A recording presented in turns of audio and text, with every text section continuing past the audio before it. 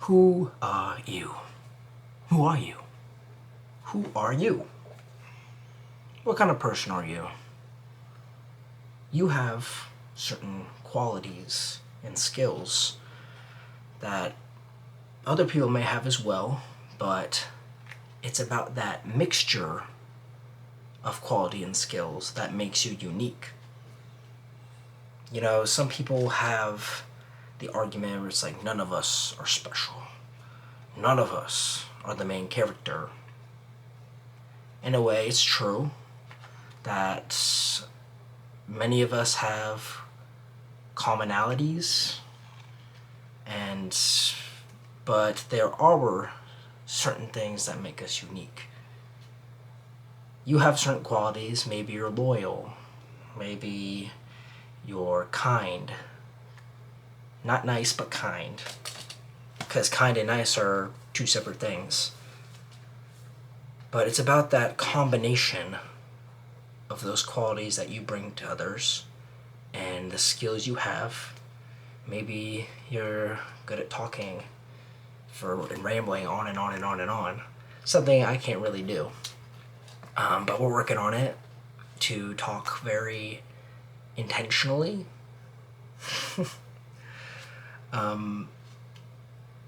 But you need to cultivate these skills and these qualities, and that's what's gonna make you unique. Like, for instance, I think I'm a good lifter. I am good at exercise. I'm good at pushing myself. I always say I push myself to the limits, but we don't really get there sometimes. And then maybe I am good at emotional intelligence.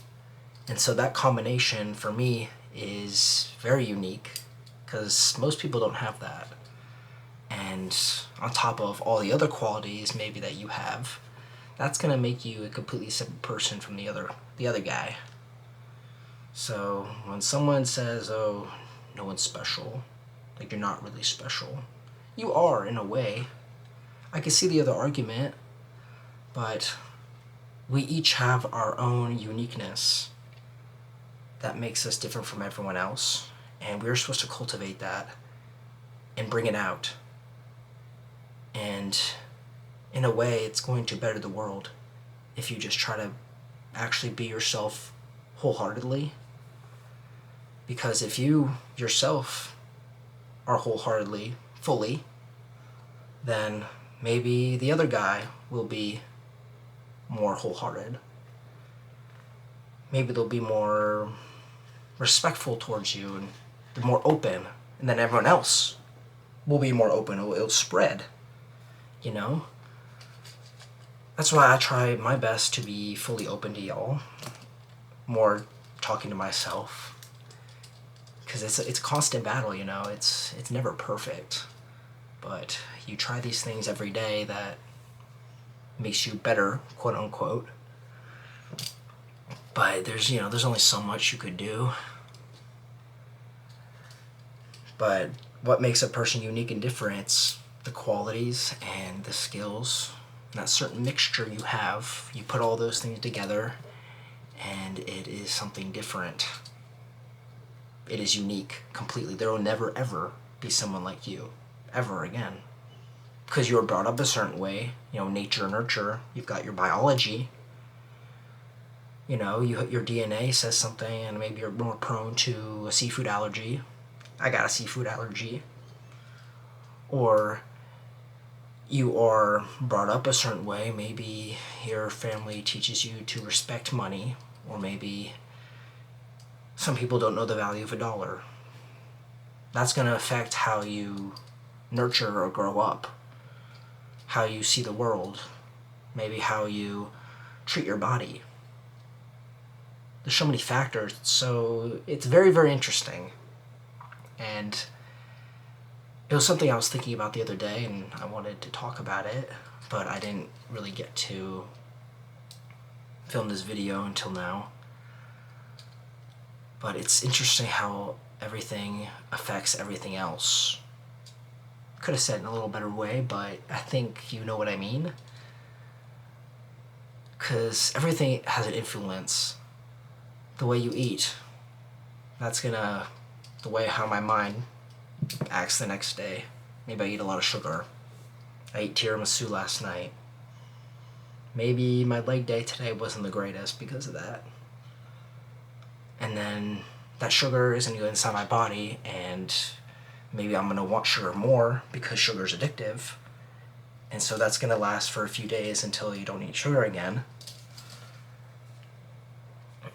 You know, and maybe in my unique set of skills, or maybe my biology tells me, or not tells, but I just know I'm more prone to sugar. Like my mom is, she cannot drink caffeine because she's just so, she gets so wired, and caffeine, you know, increases anxiety, and she just can't do it. But, you know, my action of drinking caffeine every day, I don't get like really anxious when I drink caffeine because I've been drinking it every day. So that nurture action affects my body a certain way. Maybe it's going to increase my heart rate, and maybe I'll die sooner, which may be likely, maybe not. But the overall point of the story here is your qualities, your skills, your actions, it all has an effect. It has effects how you treat people. It has effects what your mind is going to tell you. It's going to have an effect on your family, your friends. You know, that's why it's important to cultivate those positive qualities and skills, you know. It's not the negative that we need to focus on, because focusing on the negative doesn't help anyone. It's more just the positive. Because why would we focus on the negative when there is a positive? But we can't have the positive without the negative. So the negative is always going to be there. But we try our best to focus on the positive because that's all we can do. That's all we should do. But those are my thoughts. Cultivate your skills. Cultivate yourself. Be fully you. Be fully you. Because that's what you should do. And this, I'm just a guy on the internet telling you maybe what you should do, but that's just how I want to operate. And this is me communicating and being true and fuller and being myself. And there you go. And maybe you learned something from this. Maybe you had a powerful insight. Comment down below. I'd like to hear your thoughts, because I'm probably not the only one with these thoughts in mind. So please give me your thoughts. I like constructive criticism.